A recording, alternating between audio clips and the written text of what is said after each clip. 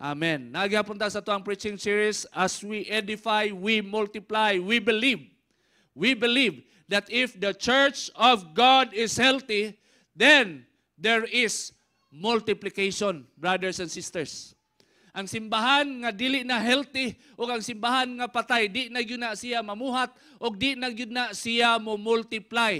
So ang katuyuan sa tuang wali igsoon na mahimo kang healthy spiritually para ang imong kinabuhi igsoon magdala og himaya sa tuang buhi nga Dios o pinaagi sa imong kinabuhi magmultiply ang panalangin sa Dios. Ingnay mo ang katapad, be healthy. Be healthy. Layo be healthy marang physical. No, spiritual health ang atong gisgutan igsoon. Pwede po nato i-apply sa tuang physical, pero focus sa tuang spiritual health. So ang atong gisgutan last time is building a healthy church. That is the part 1. No, gisgutan nato dito nga ang pagtukod sa simbahan si Kristo mismo ang nanguna. Siya ang tag-iya, siya ang nagtukod sa simbahan. Siya ang nipili og tao nga mo'y gamiton para matukod ang simbahan ug mao na iyang concern. Igsoon. So karon ipadayon nato ang building a healthy church, part 2 na ta. No, gato ang focus nasa Ephesians chapter 4 verse 11 to 16. No, mao na siya ato ang tanawon karong buntaga, tukion nato na. No, isa-isahon nato na igsoon kay daghan kaayo og gusto ipaingon ang Ginoo pinaagi ana nga bersikulo. Ephesians 4 verse 11 nag-ingon dinhi, now these are the gifts. These are the gifts that Christ gave to the church, the apostles, the prophets, the evangelists, and the pastors and teachers. Mao nay gasa ni Kristo. No, ang mga apostoles, ang mga propeta, ang mga pastor, ang mga Bible teacher, ug ang mga evangelists. Verse 12. Their responsibility is to equip God's people to do His work and build up the church, the body of Christ. Ang responsibilidad daw sa fivefold ministry, may kag fivefold ministry.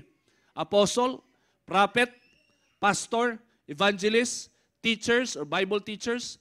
Ang purpose nila is to equip God's people to do the work of God and to edify, ligunon ang simbahan na mao ang lawas ni Kristo. Amen. Now in verse 13, this will continue, no, magpadayon daw ni siya. This will continue until we all come to such unity in our faith and knowledge of God's Son that we will be mature in the Lord, measuring up to the full and complete standard of Christ. Dili daw maundang ang pagsigig tudlo. Dili daw maundang ang pagsigi og build up. Dili daw maundang ang pagsigi og tudlo sa katawhan sa Dios. Hangtod na kitang tanan, igsoon, mahimong usa dinha sa tuang pagtuo kang Kristo. No, mo nay goal. Nga kitang tanan mahimong susama imong pagtuo, mahimong susama sa pagtuo sa imong pastor. Na imong faith mahimong susama sa pagtuo sa imong mga leaders. So makita nimo kuyaw kaayo, taas kaayo ang goal, taas kayo ang standard na gusto sa Dios sa Biblia nga mo'y abuton sa matag usa. No, wala nag-desire ang Ginoo nga sa dihang niabot ka sa simbahan hantod sa mahuman na lang imong kinabuhi, parihara ang status sa imong pagtuo. Wala, sa dihang niabot ka sa simbahan, gusto sa Ginoo nga kanang pagtuo nga naa ka nga gamay pa sa sugod kay mao pay pagdawat nimo kang Kristo, mao pay pagkadungog nimo kang Kristo, gusto sa Dios nga matag karon og unya mutubo kana og maparihan na kana sa imuhang mga leaders og sa imuhang mga pastors. No, kuyawa di lalim, no? Abi nato nga mga pastor lang, na-bless ka sa faith sa mga pastors, na-bless ka sa faith sa mga leaders, nga grabe di gyud mo undang, fight, go gyud.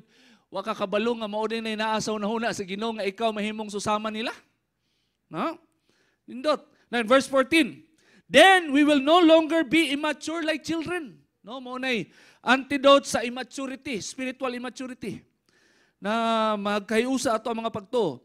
We won't be tossed and blown about by every wind of new teaching. If you are spiritually mature, di na ka basta-basta madala og mga bag-o og mga hiwi nga pagpanudlo. We will not be influenced when people try to trick us with lies so clever they sound like the truth. So kung spiritually matured ka, di na ka ma-influence og mga bakak. Di ka ma-influence og mga bakak gikan sa mga tao nga wala na hisubay sa Biblia.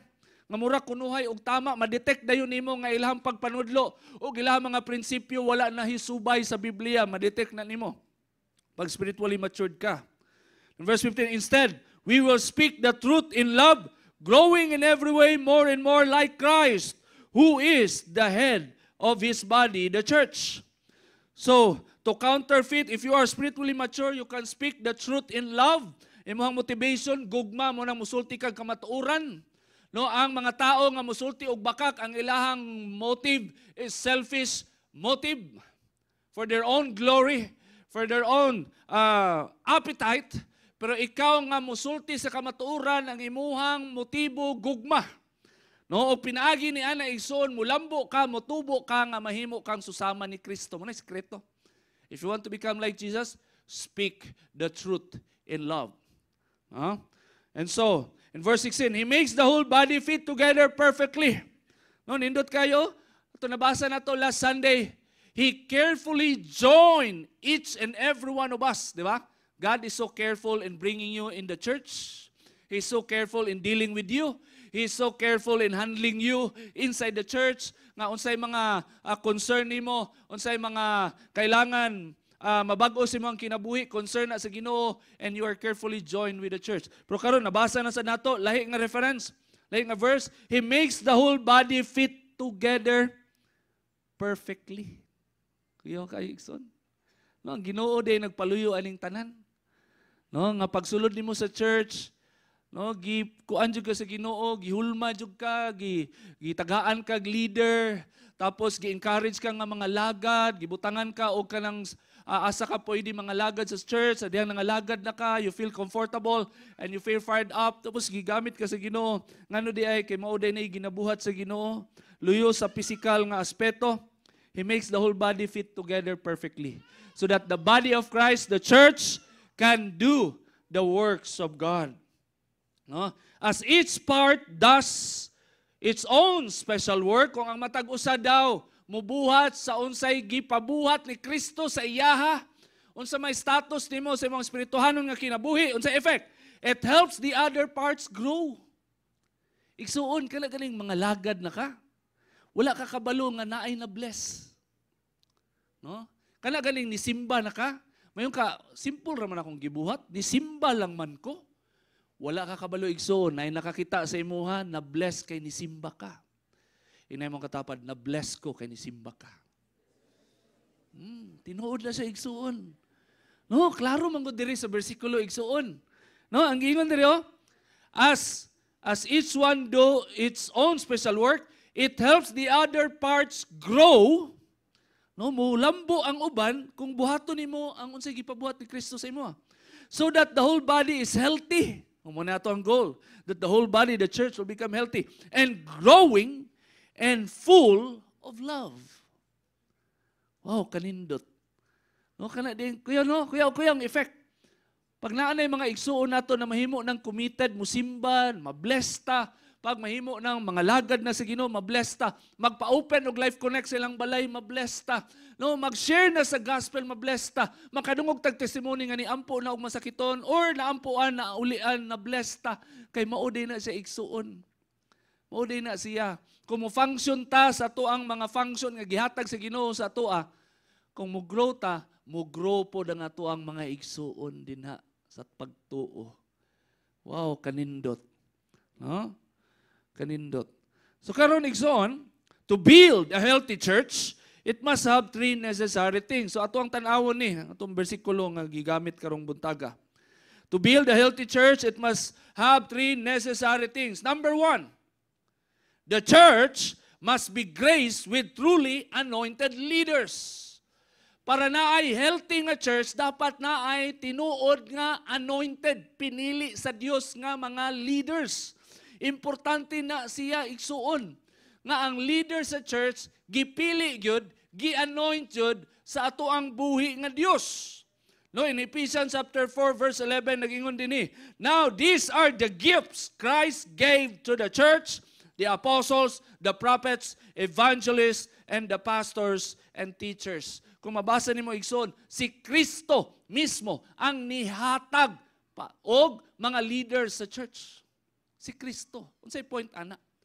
Kalang mahimo kang apostle, prophet, pastor, evangelist, Bible teacher. Kalang mahimo ka ana nga mga klase nga pagpangalagad igsuon, di na makuha sa Bible school. Di na makuha sa training. Anointing na siya. Gipili kadaan sa Ginoo.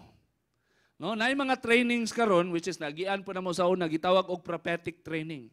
Sa training himuon kanilang propeta. So tabangan ang gibuhat sa mga sa una gi-blindfold me. Kay ipatagna sa mga ang gidrawing sa pastor dito sa blackboard. Muramig mga mananagna, fortune teller. Tinuod yun na, nahitabo yun namin la pastora, oh. Blindfold. Unsa may gidrawing. Ano ko, balay. No, kay mao sa Bible no, balay nga naa sa bato, ana. Wa joy nakatagna. Alam di man di man mananagna. Prophetic training mo ni gipabuhat sa mga. Kay ang goal mahimo kang prophet anointing, you will get the prophet anointing. Oh.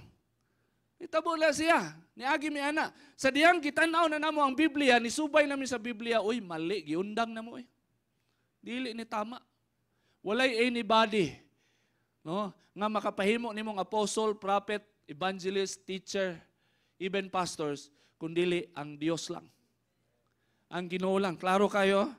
These are the gifts Christ gave to the church. It is Christ who gave church leaders. Siya ang nipili. Siya ang nihubog ang mga tawhana. Siya ang nipili ang mga tawhana. Siya ang naghatag og gahom og tanang skill nga kailangan nila kay ang katuyuan ni Kristo para sa kaayuhan sa iyang simbahan. No? No? No? The church must be graced with truly anointed leaders. Kung wala ni siya igsuon, ambot unsa nang klaseng simbahan na. Kay mao ni prerequisite ni. Bago matukod ang church, kailangan na ipilion ng Ginoo. The apostles, unsa ilang responsibility? They are church builders. Ang mga apostles, they are church builders. The prophets, they hear from God and they give direction to the church. They give direction. No? The pastors, they shepherd the flock.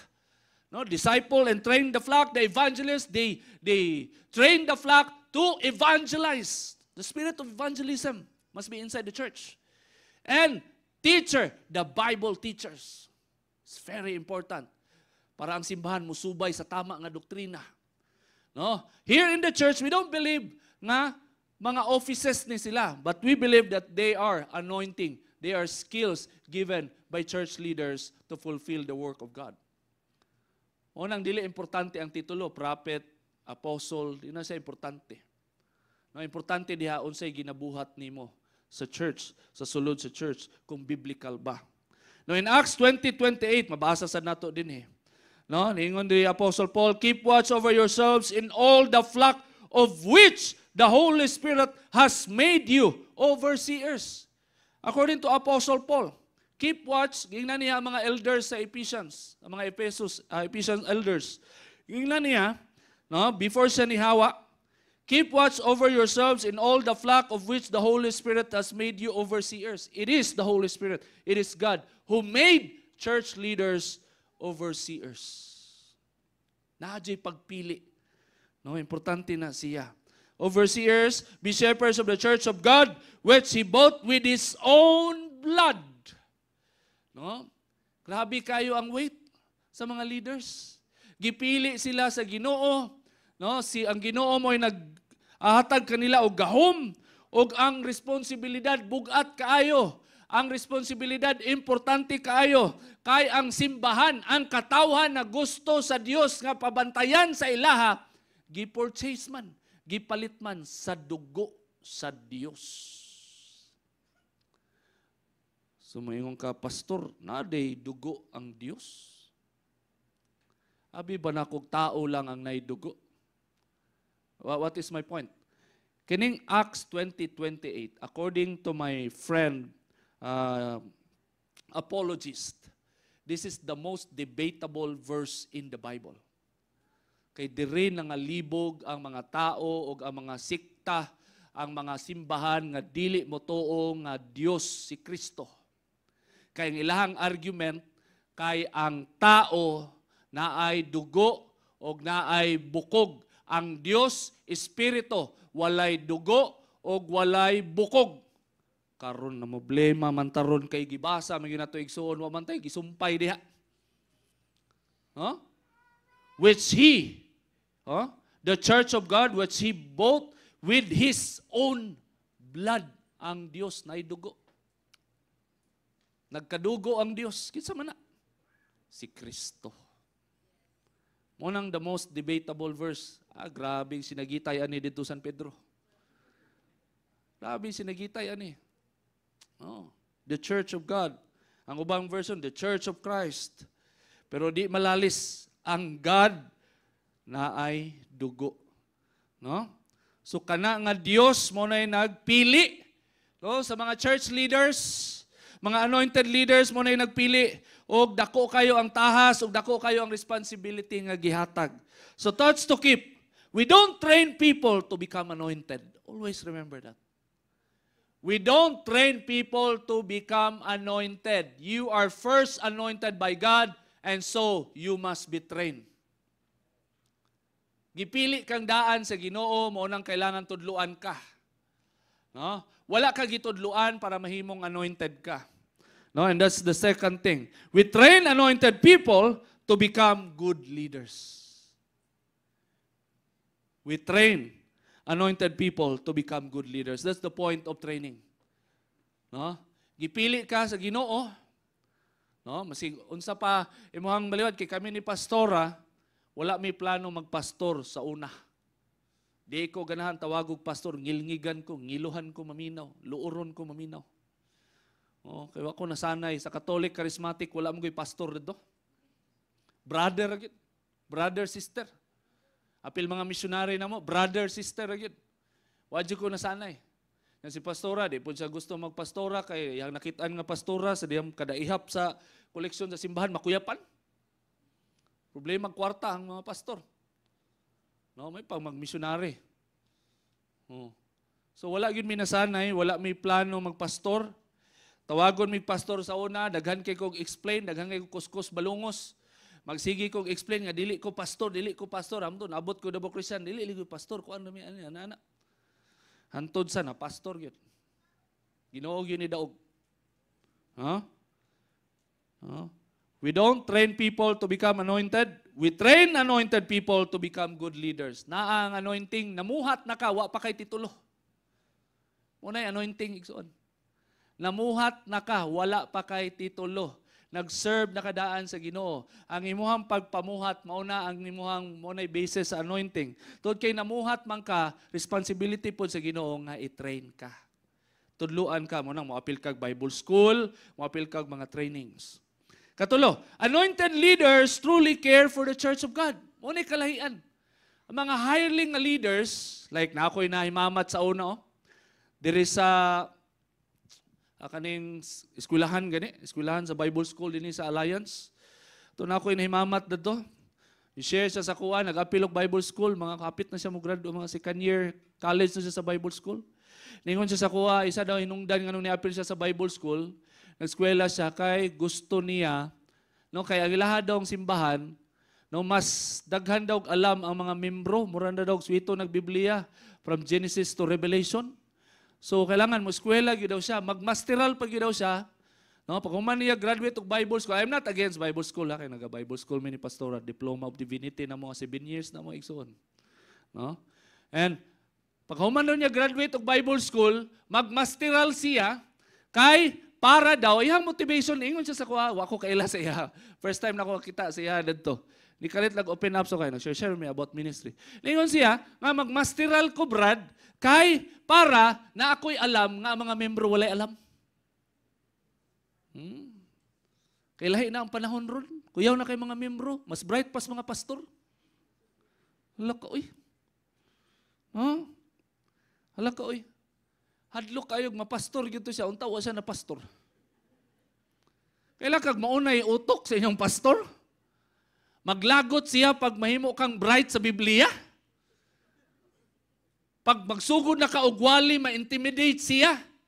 Masuya siya kay mas hawd ka muwali kaysa sa iyaha, kahadlok pa lang, pastora na. No, untawa siya na pastor. Kaya opposing siya sa principle sa Bible. No? We train anointed people to become good leaders. Pag ang simbahan gidumala og mga leader nga hireling, mo ni gingon ni Kristo, hireling, dili shepherd. Kay pag shepherd ka, kasing-kasing yun. Ang imong gamiton mo tan-aw kag mga tao, dili lang inutok. Nagpakabana ka sa imong mga membro, silang welfare. No? And so anointed leaders truly care for the church. Mga tinuod nga leader, muunong gina, di na mo biya, di ka biyaan sa ere. Bukuyog yun na, magpabili ng mga leaders, bisan pa mag-persecution. Unsa may ma-experience ang mga leaders, may mo makusganon, tungod ka na sa responsibilidad nga gihatag sa ilaha sa balaang espiritu. Nga bantayan ang simbahan, nga gipalit sa dugo sa Dios. No? Maunang importante nga ang simbahan matukod siya pinaagi sa mga tinuod nga anointed. Kay kung anointed mangod igsoon bisag unsa pay buhaton ni Satanas, matukod gyud ang simbahan ug mulambo gyud ang simbahan bisag unsa pay kuso-kuso buhaton ni Satanas. Amen. That's the point. No? The second point that we can learn from Ephesians chapter 4, that what we have read. No? The church must be equipped to serve and do God's work. No, mabasa na to, butangan na to og wait. No, nga ang simbahan kinahanglan mamatuto, kinahanglan matudluan para mamuhat mga lagad ug mubuhat sa buluhaton sa Dios. So kanading pag-serve o kanading pagpangalagad o pagbuhat sa buluhaton sa Dios, dili day na siya optional. Apil na siya sa mga spiritual goals na gusto sa Ginoo nga imuhang buhaton sa imuhang kinabuhi o imuhang i-goal personally kay nakamapa na ang imuhang pagabuhaton sulod sa gingharian sa Dios. Ephesians 4:11-12. Now these are the gifts Christ gave to the church, the apostles, the prophets, the evangelists, and the pastors and teachers. In verse 12, their responsibility, the church leaders anointed by God, anointed by Christ, their responsibility is to equip God's people to do His work and build up the church, the body of Christ. Brothers and sisters, naigibali ang Ginoo dinhi nga mali nga mga expectations sa simbahan. Nga ang tagapamuhat sa buluhaton sa Dios mga pastor lang, mga misyonary lang, mga apostol lang, mga propeta, evangelist, Bible teachers, mauna sila ang mga bida, mauna sila ang spotlight, mali igsoon. Gipili na sila sa Ginoo, kay gusto sa Ginoo ang mahimong spotlight, ang simbahan mismo, dili ang mga anointed na mga leaders. Kuyaw kayo, baliktad. Magunahuna, tanong, sila pastor na bahala na. Power kayo pag nas pastor. Mga misyonary na bahala na. Sila na bahala na. Power kayo. Grabing mga eskwela na nila, training na nila. Sila mamuhat, anak. Mali, igsoon, dili na, Bible. No? Ang atong ibasa dito, the responsibility of these leaders is to equip God's people. Kinsa man na, katawhan sa Dios, kamuna. Tudluan ka. No, matutuon ka. Kaya unsay katuyuan? To do the work of God. To do God's work. So ang tigpamuhat, dili lang mga pastor. Gi-commission ang mga pastor para i-train ang mga church members. Kaya ang gusto sa Ginoo makita ang mga church members maoy mamuhat na maoy lawas ni Kristo. Amen? Oh, amen? Amen. No? So dili lang mga pastor, mga leaders. Ang church mismo, the body of Christ. No? In Hebrews chapter 13, verse 20-21, a reference verse. No, mabasa na to din Now may the God of peace, who through the blood of the eternal covenant brought back from the dead our Lord Jesus, the great shepherd of the sheep, equip you. You see that? The God of peace equip you with everything good for doing His will. And may He work in us what is pleasing to Him through Jesus Christ, to whom be glory forever and ever. Amen. Now, the God of peace, the one who brought back Jesus from the dead, the one who raised Jesus from the dead, personally equip you with everything good for doing His will. Kuyaw kayo, ang Diyos mismo, a personal God, is the one who will equip you to do His will. Ang Ginoo ang nagatudlo ni mo igsoon. No, ang Ginoo mismo ang nagatudlo sa imo. Mugamit lang siya og tao, mugamit siya og discipler, mugamit siya og mga church leaders, pero luyuan ang mga tawana, according to the Bible, it is the God who raised Jesus from the dead who will equip you to do everything good, doing His will. Ang Ginoo di ay, kanang tudloan ka magbasag Bible, mag-devotional, tudloan ka mag-evangelize, mang-invite, tudloan ka mga lagad, tudloan ka maminaw, igsuon, luyuan ang mga tawhanang nagigamit sa Ginoo ang Dios di ay. No? Ang Ginoo man diri, equip you. Siya mismo ang mo equip, siya mismo ang mo matuto nimo. So imo mga church leaders, as long as they are doing God's will, they are doing God's work, and they are doing the Bible, ayaw sila personal. Pasalamate hinuon sila. Kay ni-obey sila sa mandate na giingon sa pulong sa Ginoo. Nga tudluan ka, matutuon ka. Kay mo na'y katuyuan sa Dios para mabuhat nimo ang gusto sa Dios sa imong kinabuhi. No?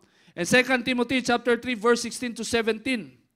No, mabasa na to din that all scripture is God-breathed and is useful for teaching, rebuking, correcting, and training in righteousness, so that the servant of God, which is you, may be thoroughly equipped for every good work. And in every church leaders, ang pinaka-tool, pinaka-weapon nga gamiton para mo matuto sa imuha igsuon, wa julain, Biblia gyud. Kung nag-ingon ang pulong, all scripture is God-breathed. In other words, all scripture is under the inspiration of the Holy Spirit.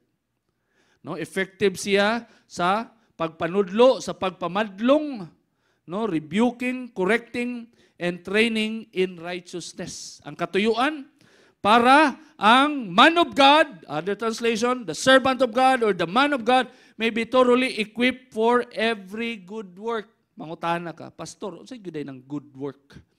What is the good work, or the highest good work of God? Saving people. Saving people. Na magamit ka sa Ginoo nga muluwas og kalag igsuon. That's the good work, the highest good. Ano man, kay mao man ay katuyuan ni Kristo, namatay siya sa cross para ana. Para ikaw naa ka karon dinhi makapaminaw ka sa pulong, kay kung wala namatay si Kristo, wala ka diri, wala ta diri, wala ko diri igsuon. The purpose of all the trainings and the teachings of the church is to make you do the highest good, and the highest good is to save souls. And then after that, the next good thing that you can do is to disciple people, to shepherd people, to train people, to be with people, to encourage people to remain in the faith. That's discipleship. Amen? We don't just do win and make disciples. No, you win and make disciples. No, we want to get the weight of winning disciples. We want to save souls. Muluwas og kalag. Mubag-o og kinabuhi. Ug mo matuto og kinabuhi. Igsuon. No, thoughts to keep. The equipping of the church is Christ concern. Ang pagpalig-on sa simbahan concern na sa tuang buhi nga Dios. Dili lang na concern sa mga church leaders. Ang mga church leaders, ni-obey lang sila. Pero ang nagpaluyuan na igsoon si Kristo mismo. Concern niya nga musimba ka matag Domingo. Concern niya nga mo-apil ka og Bible study. Concern niya nga mga lagad ka. Concern niya nga masabtan nimo nga importante nga mo-share ka sa gospel og mamuhat ka, mo-obey ka sa pulong sa Dios. That's Christ concern first and foremost. That's Christ concern. Usa ka adlaw ni ana, mahimo kang makusganon nga anak sa Dios. No? Second, the heaven's mandate of church leaders is to make the church ready for God's work. Mao nay mandate sa tanang church leaders nga mahimong ready ang simbahan nga mobuhat sa gusto sa Dios. Muna mandate. Muna mga pastors. No, di na sila mundang. Hantod sa naa pa sila ikabunga. Hantod sa naa pa sila ikaingon. Hantod sa naa pa sila ikusog. Mga lagad yun na sila, motingog yun na sila hantod sa katapusang hininga. Kay maunay mandato, gikan sa langit. No? Ikatulo, the equipping of the church is done only through constant biblical teachings. Biblical teachings. Ma-equip ang simbahan pag ang pagpanudlo padayon nagpabilin nga iya sa Biblia. Makabalo ka nga biblical kay ang result mahimong humble ang mga tao. Ang result mahimong makusganon ang mga tao. Ang result mahimong committed, sold out sa Ginoo ang mga tao. Makita nimo ang simbahan igsoon, layo kay difference if you will compare it to the other church that is not biblical. Because the unbiblical church, they are so proud with their membership. Ilang kadaghunon, ang ilang pangalan simbahan, sistema, ang kakuyaw sa unsay mga butang nga na dito. But not the one who created the church, and that is God. The biblical church is always humble before the Lord. It's not numbers-oriented. It's not numbers-oriented. It's salvation-oriented. Amen? Madungog na nimo. Try. Unsa na mga giingon ni pastor nga biblical o dili biblical nga church, ma-compare na nimo based sa pagpanudlo igsoon. Bible teaching is very important. Constant Bible teaching to equip the church. Huh? So ikatulo, the last one. The church must be built up to become strong and unwavering. No? First, the church must be graced with truly anointed leaders. Kinahanglan ang simbahan na adyoy mga anointed leaders ang Ginoo nipili sa mga leaders, then gitukod ang church, di matuto ang church, and then the church must be equipped to serve and do God's work. No, ang simbahan dili jud undangan og tudlo sa mga biblical principle para mahimong ready mga lagad ug mabuhat sa buluhaton sa Dios. Og ikatulo, the church must be built up to become strong and unwavering. Ephesians 4:12-14 gingon dinhi. There, the church leaders appointed by God, responsibility is to equip God's people to do His work and build up the church. Muna itong gusto tagagwait. The body of Christ. This will continue until we all come to such unity in our faith and knowledge of God's Son that we will be mature in the Lord, measuring up to the full and complete standard of Christ. So ang goal igsoon is the church must become unwavering and must become strong. Unsay measurement sa imuhang pagka-strong spiritually according to the scripture? In verse 14, we won't be tossed and blown about by every wind of new teaching.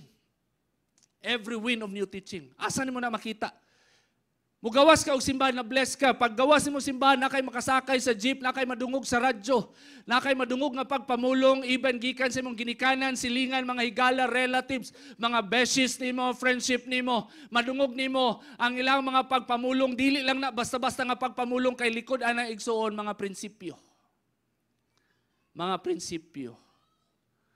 Mabasa na to, labi na sa social media, moingon dito, nga dili ko hinimbahon, pero na ako'y pagtuo sa Dios. Wala ako'y simba-simba, pero na ako'y pagtuo sa Dios. Fake man na. Di man na Bible. Pero murag nice kay paminahon, no? No, murag nice kay paminahon. No? Daghan kaayo og mga pagpanood, the new wind of teaching nga ma-encounter nimo, igsuon, na if you are not equipped with the principle of the Bible, with the principle of Christ, because the principle that you are taking in is not Christ-centered, it's not gospel-centered, dako kay posibilidad igsoon nga ma-persuade ka og mga hiwi nga pagpanudlo. Unsa man ang mga hiwi nga pagpanudlo? Unsa man mo na pag-generalize? Man-centered preaching. Emotional-based, motivational speeches and quotes nga walay laing goal, i-defend ang human nature, kanang gitikon ang human nature, kanang maka-feel good ka, mo na'y uso, igsuon. Dili Christ-centered, dili gospel-centered. No? So, no? Ang simbahan kinahanglan mahimo siyang makusganon and unwavering. No? Makusganon sa pagpamuhat, makusganon sa pag-serve. No? If you are not strong and if you are not unwavering, igsoon, pag nakay ma-encounter mga mahiwi nga pagpanudlo, mo apekto na sa imong pagpangalagad. Mo effect na siya. Mo effect na siya. For example, dinhi sa GMC, ginatudluan nato ang tanan unsaon mag-share sa gospel. Amen? Mao dyan nato ang culture, gibuhat nato na, Biblia na siya. Nga GMC, tabangan ka nga ma-fulfill na sa imong kinabuhi. The spirit of evangelism, moabot sa imong life. Tudluan ka, mga lagad, mag-share. Karon, unsay nahitabo sa imong kinabuhi, nga nihawa ka sa GMC, possible, kaya na kayo na-encounter nga mga pagpanudlo, nga lahi. Okay lang na siya kung nibalhin ka og church. Tapos, ang dili okay diha, nibalhin ka og church, o sa diyang naanak ka dito sa simbahan, nga dili na GMC, wa na ka nag-share sa gospel. Kay lahi na ilang sistema. That's not true. Because sharing the gospel is not a man-made system. It is God's system. Bisag unsa nga klase nga simbahan, bisag unsay pangalan, bisag unsay hitsura, manaa man ka sa Pilipinas o sa US o asa man ka dalaon sa imong tiil, ngalan nga Kristiyano ka, that is the mandate of the Bible. That you care for the salvation of souls. Pero nganong niundang man sa pag-evangelize, nganong niundang man sa pag-share sa word, kaya nga naman, spiritually immature. Nga naman, kaya ngingon rin ni Apostle Paul, ang purpose dapat sa equipping, we won't be tossed and blown about by every wind of new teaching. Dako kayo na siya. Pag naa kay mga hiwi nga pagpanudlo nga makuha, maapektuhan nimong pagpangalagad, maundang ang tanan nimong nasugdan. We will not be influenced when people try to trick us with lies so clever, they sound like the truth. You must be strong. You must be unwavering. Kaya ang bakak sa kaaway na alang sa palibot, igsoon, dili na muundang hanto sa dili ka ma-distract, hanto sa dili ka muundang sa pagpangalagad, hanto sa dili ka muundang sa pagbasa og Biblia o sa pagsimba, ang bakak kanunay mo counter sa kamatuoran sa imong kinabuhi. Ikapila na nimo nadungog na moingon si mo, di na lang siguro ko musimba. Kapoy naman. Kuan man, di pa manggihapon ko perfect. Daghan man kog mali sa kong kinabuhi, wrong decision. Di na lang sa ko musimba, di na lang sa ko magpakita. Ikapila nimo na nadungog. Do you think that is a voice from heaven? That is a voice from the Holy Spirit? Do you think that is ordained by God to encourage you? No, that's ordained, not ordained. That is being used as a scheme of the devil to discourage you to grow in your faith in the Lord. Tanang pagpamulong nga wala na hisubay sa Biblia, tanang pagpamulong nga mo contradict sa unsay gitudlo sa Biblia, igsoon, mao nay makapa-discourage nimo nga di na kamo padayon sa imong pagtuo o sa imong pagpangalagad sa Ginoo. Detect na. And then the goal of equipping you and building you up is to make you strong and unwavering. Inay mong katapat, be strong. Be strong. Maybe tanaw ni mo si mong kaugalingon, Pastor, huyang juga akong tanaw si mong kaugalingon. Ikaw ni tanaw si mong kaugalingon, kay tao ka. Pero pangutanaw ni mo si Kristo, Lord, unsa ko para nimo? Mo ni pananaw ni Kristo nimo. You are strong, you are unwavering, you have all the anointing, you are gifted. You have power. Kay kung dili na mao ang pananaw sa Ginoo sa imo, giundangan na kag train. Unsay point? Nganong i-train man ang tawanan na nga loser man gyud na. Weakling man gyud na. Wa man ay kapadulngan. Bisag unsaon pa. Kung mao nay pananaw sa Ginoo sa imo, maundang ang tanang pagpanudlo sa imong kinabuhi.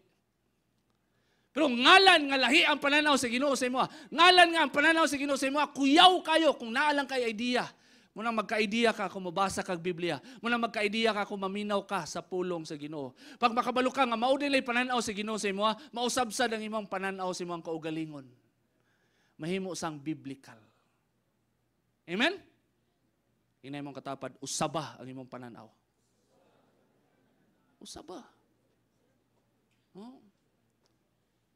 God wants to change your perspective. God wants you to have the heavens perspective. Huh? Let's proceed in verse 15, Ephesians 4. Instead, we will speak the truth in love, growing in every way, more and more like Christ, who is the head of His body, the church. So you look at that. The greatest growing na pwede nimong mabuti is to become like Jesus. Is to become like Jesus. Not to become like pastors. Not to become like apostles, prophets, teachers, evangelists. No! Your greatest goal in your life is to become like Jesus. To become like Jesus. Saan na siya? You speak the truth in love. You live by the truth. You speak the truth in love. You speak the truth in love. Love that is not compromising. Gugma, nga dili mo compromise. Maunay gugma ni Kristo. Maunay gugma ni Kristo. In verse 16, He makes the whole body fit together perfectly. As each part does its own special work, it helps the other parts grow so that the whole body is healthy and growing and full of love. Kabalo ba kay igsoon pag simbahan na puno og gugma, na puno nagkamatuoran. Di gyud na mabulag ha.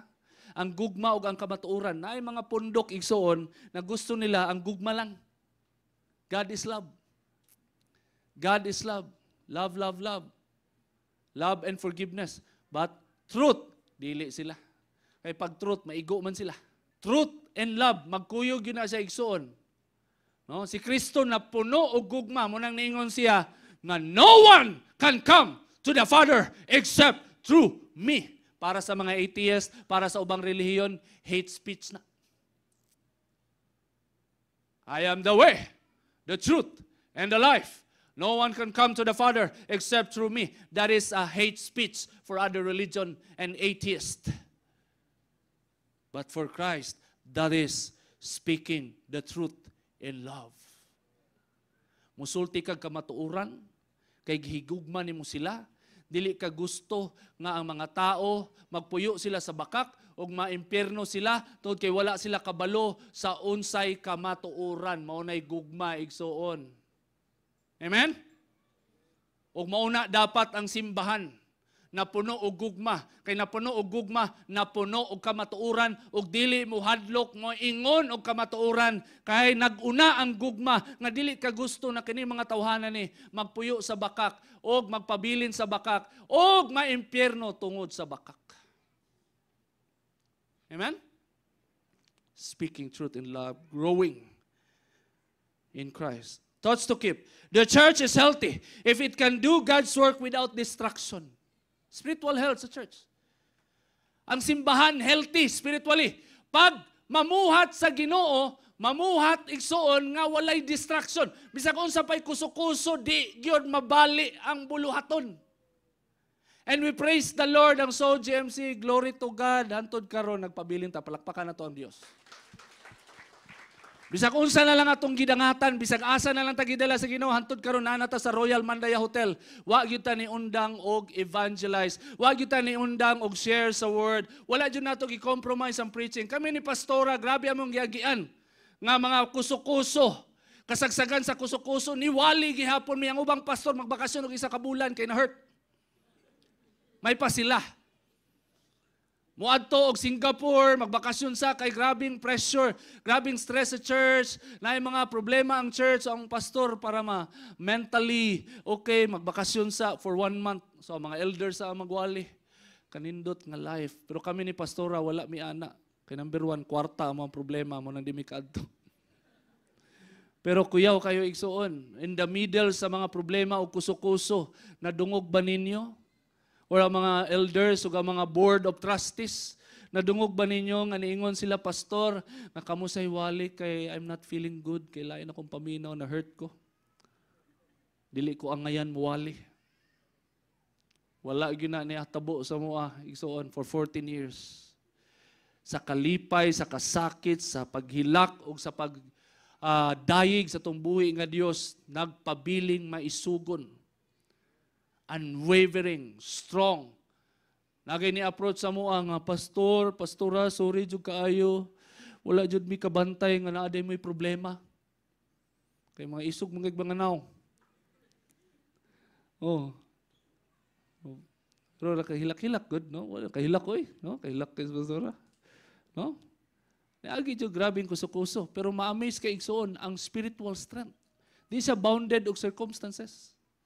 Ang pagpamuhat, ang pagpangalagad, ang pangwalis sa unsay tama, gibuhat yun, og nahitabo yun, gitagaag kusog, gahom sa Dios. Maunay spiritual health. No? Kadua, spiritual maturity is equal to spiritual health. Pag spiritually matured, ang usa ka Christian, you are spiritually healthy. Pag ang church spiritually matured, then that church is spiritually healthy. Third, the highest spiritual health a church could reach is to become like Jesus. Mao yun eh. This is our goal. We want to talk, walk, and move like Jesus. Ingnan mo katapat, be like Jesus. Be like Jesus. No, mao ni siya atong katuyuan igsoon. All of us, we want to become like Jesus. Pastors, we want to become like Jesus. All of us. Because we are not perfect and we need a perfect God. Word to remember. For the church to be spiritually healthy, it must be governed and trained by truly anointed and biblical leaders whose top priority is to obey Christ. Di na siya sayon igsoon ng statement. No? Pero mauna siya'y kailangan para ang church mahimong spiritually healthy. The equipping and the building up of the church will never stop until it become like Jesus in everything. Muna igsoon, encouragement. Kana kaning natay kapakyasan, no? Kana kaning naatay mga kakulangan sa tuang kinabuhi. As a Christian ba, nagagrow man gud ta? No, walay maka-judge sa imuha nga di na jud ka mo grow, unana na jud ka bro. No, sis, unana na jud ka, walay anybody makaingon ana sa imuha. Because according to the Bible, the goal of God for you is to grow and more like Jesus. So kanang mga kapakyasan nato, kanang mga kakulangan nga naa pa ta karon lang na sa igsuon. Pero dili na mo ingon sa kung kinsa ka in the next days to come. Si Kristo ang muingon. Munang di kanya undangan og encourage, di kanya undangan og palambo kay gusto niya nga masusama ka sa iyaha. No? So be patient with yourself. Amen? Sharo? Galingon, ikaw na may mong pasensyoso sa imong kaugalingon. Sabi, very convenient. Yeah, be patient with yourself and trust God nga mulambo ra gihapon ka, mo grow ra gihapon ka, mo overcome ra gihapon nimo ang mga kailangan nimo overcome. Pero ang bottom line igsoon, we are doing all these things for Jesus only. Amen? Let us all stand.